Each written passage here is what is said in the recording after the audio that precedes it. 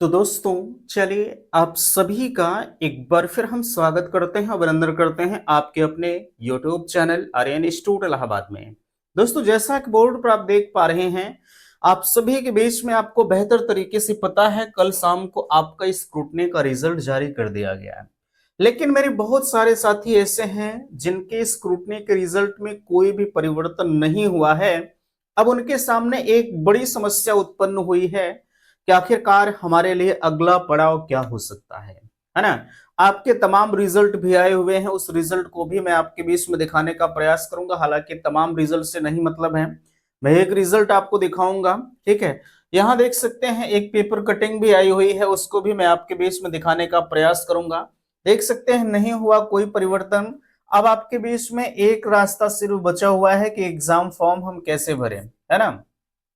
जैसे मैंने आपको शुरू में ही बताया था कि आप स्क्रूटनी का फॉर्म बेशक अप्लाई कर रहे हैं, लेकिन उसमें कोई भी परिवर्तन होने की उम्मीद थोड़ी सी कम होती है। अगर हो गया तो आप लकी हैं, नहीं हुआ तो आप जो है उसमें कुछ नहीं कर सकते हैं, है ना। यहाँ देख सकते हैं लिखा जा रहा है 17,000, यानी एक बड़ी संख्या में अभ्यर्थियों ने स्क्रूटनी के फॉर्म को अप्लाई किया।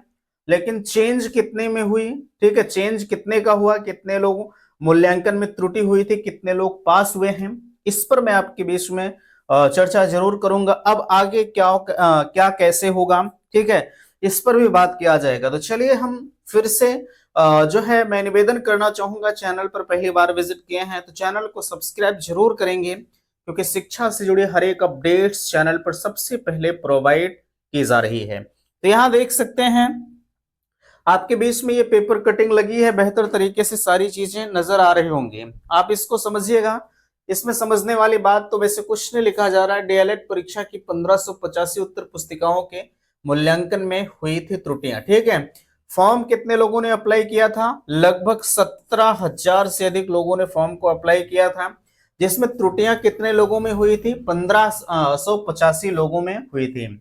आगे कहा जा रहा है डिप्लोमा इन एलिमेंट्री एजुकेशन जो है डीएलएड की अप्रैल 2025 में हुई सेमेस्टर परीक्षाओं की उत्तर पुस्तिकाओं की स्क्रूटनी कराने के बाद स्क्रूटनी का परिणाम घोषित कर दिया गया।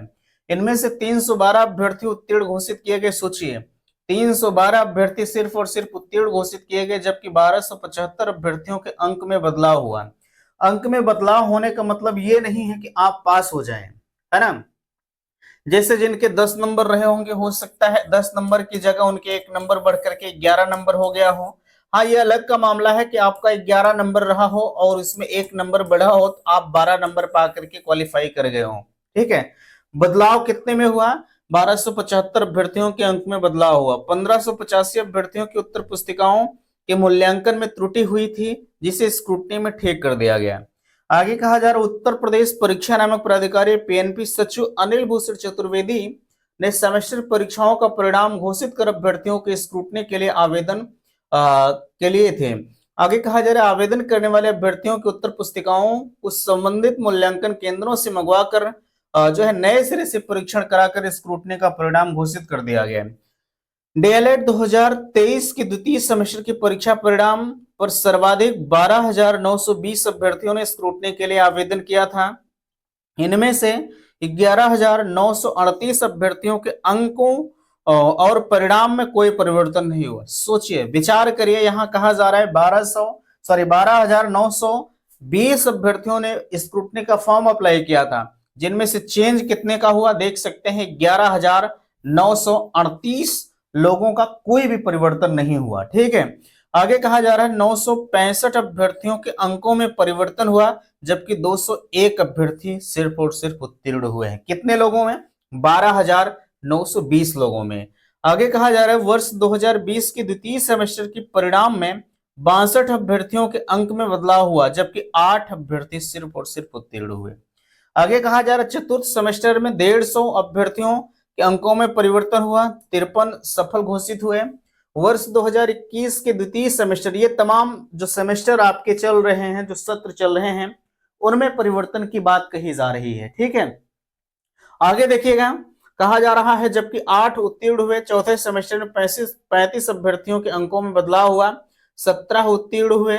आगे इसके अलावा वर्ष 2019 के द्वितीय सेमेस्टर के परिणाम में स्क्रूटनी के बाद कोई परिवर्तन नहीं हुआ, जबकि चतुर्थ सेमेस्टर के स्क्रूटनी में 24 अभ्यर्थियों के अंकों में बदलाव हुआ, 15 अभ्यर्थी उत्तीर्ण हुए। 2018 के चतुर्थ सेमेस्टर के परिणाम में कोई बदलाव नहीं हुआ। पुस्तकालय विज्ञान प्रमाण diploma in guidance psychology city nursery 2022 के ये आपके लिए नहीं है। ठीक है, यहाँ पर आपने देख लिया कि किसके कितने परिणाम घोषित हुए। देख सकते हैं डीएलएड सेमेस्टर परीक्षा के स्क्रूटनी का परिणाम 312 अभ्यर्थी उत्तीर्ण, 1275 के बदले गए अंक। टोटल देख सकते हैं 17,044 जो है अभ्यर्थियों के अंक में कोई परिवर्तन नहीं हुआ। यानी अगर इतने लोगों में परिवर्तन नहीं हुआ तो जाहिर सी बात है इससे अधिक कहीं ना कहीं अभ्यर्थियों ने फॉर्म को अप्लाई किया था, है ना। यहाँ देख सकते हैं आपके बीच में ये रिजल्ट है ना। ऊपर की चीजें मैंने काट दिया है ना, चूंकि ये किसी का आया हुआ था। यहाँ देख सकते हैं परीक्षा फल आपके बीच में फेल नो चेंज करके आ रहा है ना। यानी आपके स्क्रूटनी के रिजल्ट में कोई भी परिवर्तन नहीं हुआ। आप देख सकते हैं सिर्फ और सिर्फ 2 पेपर में ही स्क्रूटनी करवा सकते हैं। अब ये महोदय कितने पेपर में डाले थे ये तो यही जानेंगे, बट इस हिसाब से जैसे इनके नंबर आए हुए हैं, यहाँ देख सकते हैं इस हिसाब से इन्होंने कम से कम 2 पेपर में स्क्रूटनी का फॉर्म डाला था। 2 कौन कौन से रहेंगे, एक विज्ञान रहा होगा, एक गणित रहा होगा, एक में 7 नंबर, एक में 6 नंबर है। ठीक है, तो इस तरह से आपके परिणाम में कोई भी चेंज नहीं हुआ। अब यहाँ ध्यान दीजिएगा, अगर कोई चेंज नहीं हुआ तो आपको परेशान हैरान घबराने की जरूरत नहीं है ना। कुछ लोग इस बात को लेकर परेशान होंगे कि आखिरकार हम क्या करें।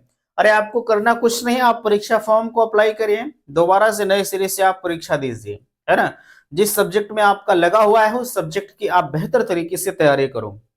ठीक है, यही आपके लिए एक रास्ता है। मैं शुरू से ही आपको कहता आ रहा हूं, अगर किसी भी प्रकार की त्रुटियां हैं, आप फेल हुए हैं, तो कोई परेशान होने की जरूरत नहीं।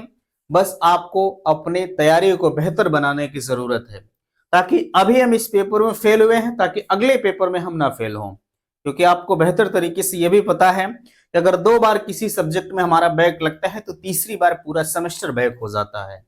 ठीक है, ये अलग का मामला है कि आपको कोर्ट से मौका दिया जाए, है ना, लेकिन नियम जो हमारा कहता है अगर 2 बार बैक लगा तो तीसरी बार पूरा सेमेस्टर बैक है।